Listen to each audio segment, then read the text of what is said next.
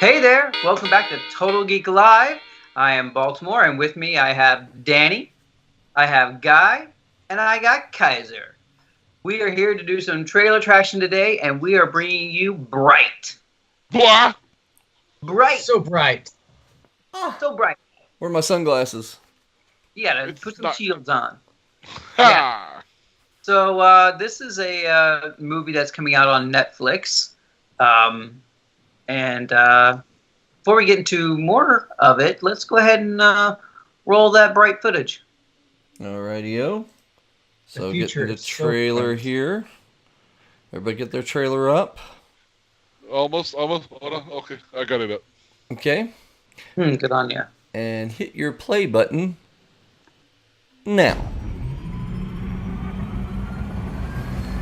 Trading Day. Funny that. Why is there a fairy in the bird feeder again? Where's the Will Smith theme song? Good afternoon, all. Fairy lives don't matter today. What song is he gonna remix? Get your broom out. Aha! That's it right there. Now Jump take the little broom. homie out LAPD style like you do. Oh! Oh. Oh. You doing all your gangster stuff. I'm just trying to sell my house. Don't worry about Harsh. that. I haven't seen Everybody's this just trailer. trying to get along Is this and have new? a good life. Yep. All of the races Oh. are different. Just because they're different doesn't mean anybody's better or worse than anybody. Hey, where's the diversity hire? I got a dude in my car. I didn't ask for it, but the whole world is watching. I Okay, like the you don't like costumes. me. I'm not out here to be your friend. I need to know if shit pop off that you got my back. Can't hide it, Wood. Humans have physical tells. Like the face. What's my face? The human who needs a lot more conjugal love type face. Do not wink at me like that. All Westlake units requesting assistance. 3 out of 9. God, the money they poured into this. It's No, just. it's amazing. Shouldn't we wait for the cavalry? We are the cavalry. See? What is it? Is Slide. Slide. Mm-hmm. It's Men in Black Dark. Haha. Right? This is like a nuclear weapon that grants wishes. That's whatever you want. You want to be taller or shorter? You want $10 million? That Margaret Cho? Mustache here. You gotta get out of this neighborhood. They're gonna kill you, then me. And that's when the stupid shit's gonna start. Oh, me and my dumb self. Yeah. The magic wand. We have to secure it.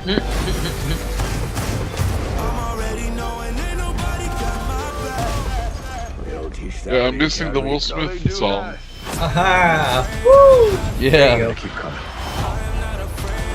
Wow, that was a cool Let's flip. do it. Yeah. I see they got the two guys running from an explosion cliche in there. Glad they didn't forget that. Right. You gotta tick that off.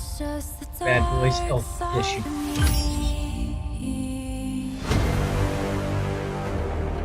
Neverwinter Bright. Bring it. We're not in a prophecy. We're in a stolen Toyota Corolla.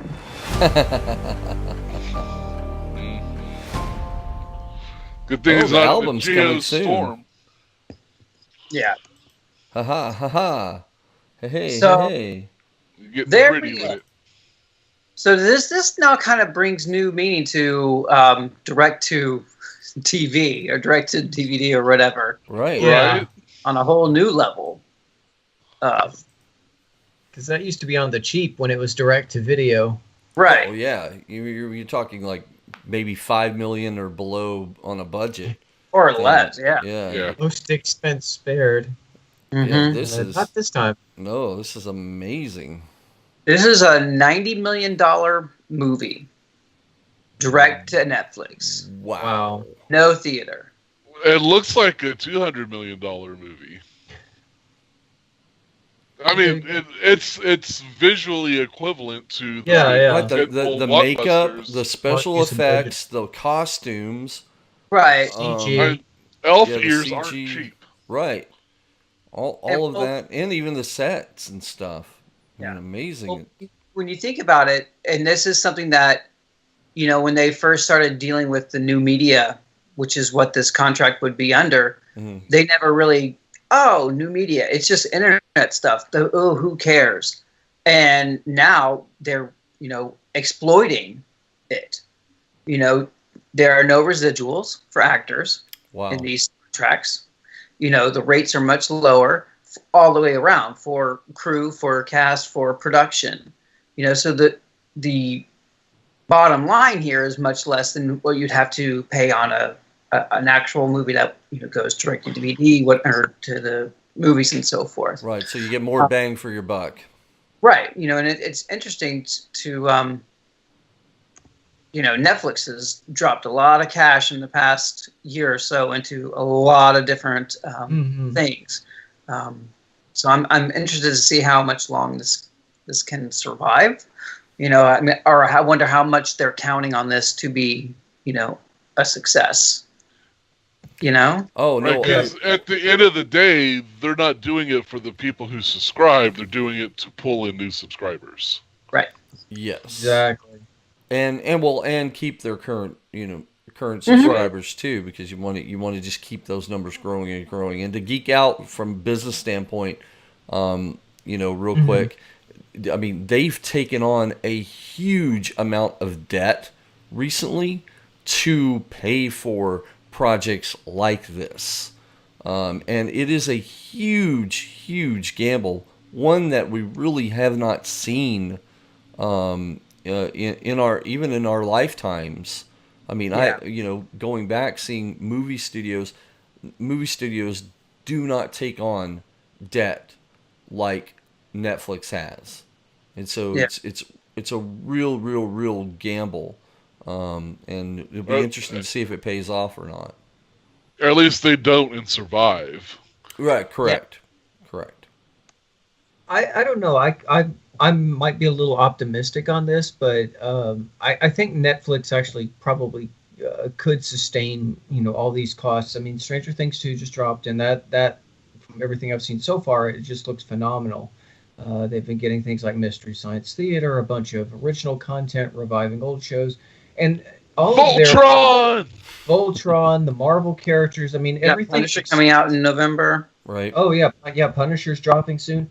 All of their exclusive content that you can't find anywhere else but has all been overall rock solid. Yeah. True. And it's been just solid content. And when I look for new television shows, I admit I go over to Netflix. I think as long as they keep the quality up and they keep the licenses and working out deals with people, I think right now they could be sustainable. I think right now that they can afford to take risks and even justify these costs. And, if they get a series of duds, then maybe we'll talk differently. But right now, I think they can get away. Right. They are riding a crest, like you're talking about.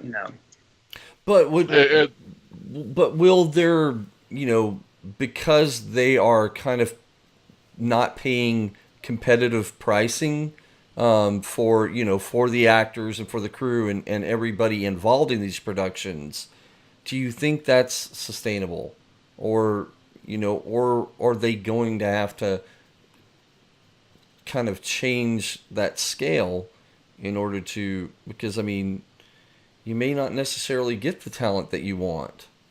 True, but I think for a bunch of up and comings or stars that their star isn't shining as bright, I think it's a good way to get maximum exposure right now. I mean, it's you kind of go back and forth on that. What's more important, a big paycheck or exposure, so people will get you involved with other projects? Right. Big paycheck. You got to start somewhere, and especially for someone, especially like who their star power may not be as big. Yeah. Stranger Things, you brought back Winona Ryder. This season they got Sean Astin, he's been in some amazing things. I'm sure he's still living off of Lord of the Rings money, but since then he's done 24. He's done, I forget the other thing he did, but yeah, now he's on Stranger Things. They brought in Paul Reiser. Mm-hmm.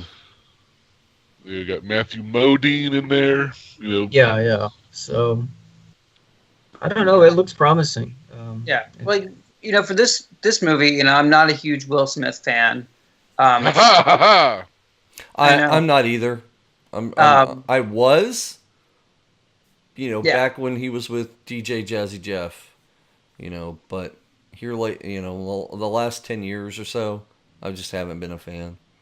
Well, it's hard to see a movie with him in it and not think, oh, this is Will Smith doing this. And, that's kind of one of those double-edged swords when you've got so much fame and such a personality that it's hard to kind of see them as something else other than, it's sort of like the Tom Cruise thing, the Denzel Washington thing, Reese Witherspoon, his first movies, 6 Degrees of Separation, though, he wasn't Will Smith. He was acting his ass off in that movie, and it's like everybody was like, holy shit, this guy is a star. This guy can act. Yeah. He doesn't just spit sick rhymes. No. But this is written by Max Landis, who wrote Chronicle and was part of the writers for Victor Frankenstein. And, when I was looking at this, he wrote this and even took less money because he wanted David Ayer to direct it for Netflix. And once he got it signed on for that, he's like, this is what we're doing. This is where we're going. And, I think this is a very interesting move to go a direct to, home movie. I don't know how else to kind of describe it. This multi-million-dollar blockbuster released with no theatrical representation. And I haven't seen, I don't see a lot of stuff, like advertising, but I haven't seen a lot of advertising for this. And this dropped, December 22. So it's coming up, and I feel like it's kind of one of those low under the radar things. Have y'all seen any advertising for this? Is it really just a couple of trailers that have witnessed circulation? But I'm sure it'll get some. It has to, yeah. Come December, because there's so much like Netflix original stuff that I never even heard of. Like you start scrolling through, I'm like, when did all this drop? I thought, they had like a handful of stuff, like, like 5 or 6 shows. There's 20-something shows with the Netflix, only or Netflix original. There's probably way more at this point. Years ago that they wanted, their model was to release a new show every week. Right. Regardless of, how long it was or the content. They wanted a new show every week. And, you're right. You have like all these different, interesting, varied productions that are going on. Yeah. It's like they gave me Peaky Blinders, which is, if you haven't watched it, amazing. And then the Ozark, which Danny highly recommends. Yeah, I love the Ozark. Oh, but I haven't had a chance to get to the Ozark because so much content's there. Right. Yeah. It's hard to keep up with the Netflix content and my Hulu content and my Amazon content and my gaming and my regular TV stuff and my there's YouTube channels I like to watch daily. Like Good Mythical Morning, I get up and watch with my coffee, and it gets hard with so much to consume. It's like you really have to just kind of stick with what you like. It's hard to explore outside that comfort area because there's so much. Yeah. Everything right now is either word of mouth or oh crap trailers that just completely blow your mind that first time to where I want to do this thing. So that's kind of where we are. And it's and this is their first like full-length theatrical film that they've dropped, yes? No, they did Okja. Yeah. That's right. Okay. They've had a few films, but none. This is the first like super heavy star power one. Yeah. Even though Okja had, Tilda Swinton and Donnie Darko. Yeah. Farting. And again, that's what you reference. It's hard to keep up with everything. Yeah, Gyllenhaal. No, you're right. So. Yeah. Do you think this movie is begging to be a franchise, Kaiser? Do you think that's what the kind of like lead it into a Stranger Things type thing to where it becomes a serial? Yeah. Or just more movies. Every year the new Bright comes out. Right. That's what I would see. Or every Bright. 2 years or so. Yeah, Bright 2, Bright Harder. Yeah. I was gonna say Bright 2, Bright Harder. This is why we've been friends on this. Yes. You know, I'm interested in the move in this. I think it's playing with some interesting concepts. I love that kind of, you know, mystical element that they are portraying here with the orcs and the pixie fairies and, you know, elves and all that kind of stuff. And I like the actors in it. Naomi Rapace, Edgar Ramirez, Joel Edgerton, who I think is really underrated actor, and really disappears a lot into the roles he's playing. Although this time it's kind of, you know, through movie magic and makeup and everything. But I really like him as an actor too. I think he is really fascinating to watch. Yeah. Well, you're saying does it beg to be a franchise? And I think it does, but I think it's one of those like franchises. Like it looks like this is a comic book come to life. You know, it looks like this could easily become a comic book series. It looks like it can easily get a video game spin-off. You know, I think all the pieces are there for it. You know, it's got the unique take of the fantasy and the modern, you know, the modern setting, which you don't see a whole lot, you know, not since He-Man Masters of the Universe has it been done so well. Oh yeah, so well. So yeah, there's stuff there to play off of and build a universe, a whole, you know, a franchise with. And it's a great premise for, you know, exploring.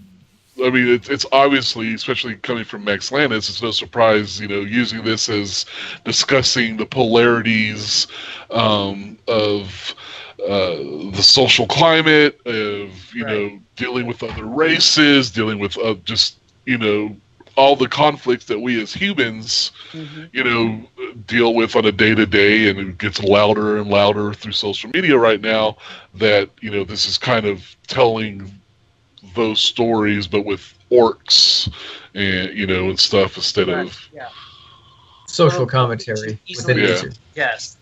Well, and I think that there are opportunities to carry this into a trilogy or more. It's Netflix's way of creating a competitive cinematic universe. There you go. And it stays in their toy box. They have no one to answer to. They don't have to answer to any other production companies or anything. This is their own sandbox. They can do what they want with it. And build upon that and stay competitive with it instead of relying on licenses like Marvel, even, well, I mean, they've kind of already done it with Stranger Things. That's kind of their own thing, and that's becoming its own universe. And so this is just another way of doing it. They're finding that, hey, we got to stay competitive, so why not try something like this? And we'll be the first of it. And hey, guess what? I bet you this thing takes off. Guarantee you, Amazon will follow right in suit and start, because they've got the Amazon money. Jeff Bezos likes to throw money left and right. They will throw $100 million at somebody and say, "Come up with something." Yeah. And I mean, it could be Total Geek. You know, Jeff, if you're watching this. But, you know, watching this trailer, I very clearly got the impression that this was never intended to be a standalone film. And I don't think any film these days really kind of goes for that. They want to kind of sequels, sidequels, going into other films, seeing how else they can connect. Yeah, I mean, nothing is small anymore. They don't design these as standalone offerings anymore. So. Right. You know, Danny, this movie has been described as like End of Days meets Lord of Rings. Right. Do you feel it's a fair comparison based on the trailer we've seen and like the information we've gotten out of it? I'd like to see one more trailer to where, I mean, I can see elements of both in there, but not enough. More so with Lord of the Rings because, well, or at least from the fantasy element, but, you know, all we know is that there's a magic wand, and that's a big deal, but we don't really know if there's a true antagonist behind it. Maybe that one elf-looking guy. Edgar. Right. But nothing more ominous like Saruman. Yeah. And Soren, it's his self, itself, whatever. You know, nothing that ominous that I'm seeing yet. Hopefully they'll save that reveal for the actual story. Yeah, exactly. I kind of. That's what I think. This may be one of those trailers where it kind of plays it close to the vest, where it doesn't give out all of its goodies. Yeah. Yeah, I think this was more designed as a character introduction into. I think you're right. Will Smith's character and his orc partner. Yeah. Well, yeah. So, but I'm down. It's got my cash. Me and Danny, all right, we're down on cash. What about you, Guy? I think I'd check it out. I mean, you know, certainly I'm already subscribed to Netflix, and I mean the production quality's good, and I don't have a problem with Will Smith. It seems like he's trying to do some new and interesting things with his career, so I'm willing to see where he's going to go with this. Willing. I've waited all millennium for this. Okay. If you're going to start with that, then I'm going to continue on. Don't test me. Well, where there's a will, there's a way. Ha ha! Kaiser? No, I hate orcs. They're big, they're stupid, they're smelly. They have no place in cinema or home or theatrical or any otherwise. So I'm going to cancel my Netflix subscription. Yeah. I hope Mark doesn't have a cousin who's an orc. Man, I'm more orc than anything, man. This has my money all over it. It's, you know, it's gonna be good. Cool. It's, you know, and might even watch it twice in one day. You know, binging a movie doesn't quite give the same satisfaction as binging, like, say, Stranger Things. You know, so you kind of have to just watch it twice. Do you think there would be any room for this to actually have, like, one night only theatrical experience? You know, this is one of those movies that's, you know, kind of made for the big screen, but it's for like the Fathom event, you know, type things. Yeah, well, it's not implausible. No. Or like how Inhumans did IMAX, because this would be a great IMAX film. Yeah. Well, I'm sure they'll dabble with the whole Netflix movie theater thing that's happening with the ticket pricing. Right, yeah. You know, to only see it the one night only in the theaters that support that pricing plan. Right. I could see that. Because it is the Netflix people that are doing the Netflix movie theaters, right?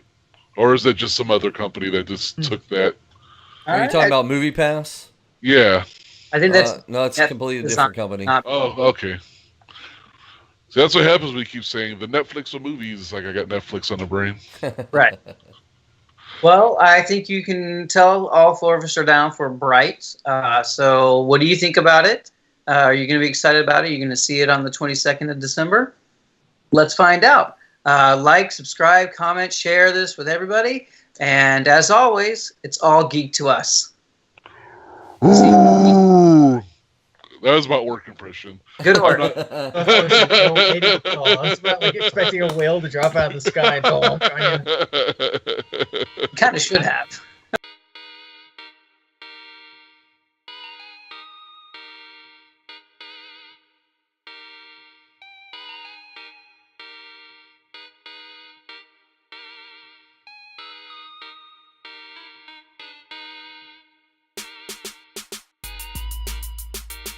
Oh, bruh. I was doing that the other day to Topanga when she was in the car. We were coming back from her practice, Project Starlight practice, or maybe on the way there. I can't remember. And I was having this whole conversation like, dude, bruh, dude, you lift, bruh, yeah, I lift, dude, me too, bruh. cool. Dude, you all about them gains? Brah, I'm all about them gains. And so she was texting her girls going, oh my God, my dad is having a dude bra conversation with himself. And they're all like, Tap Dad is the best.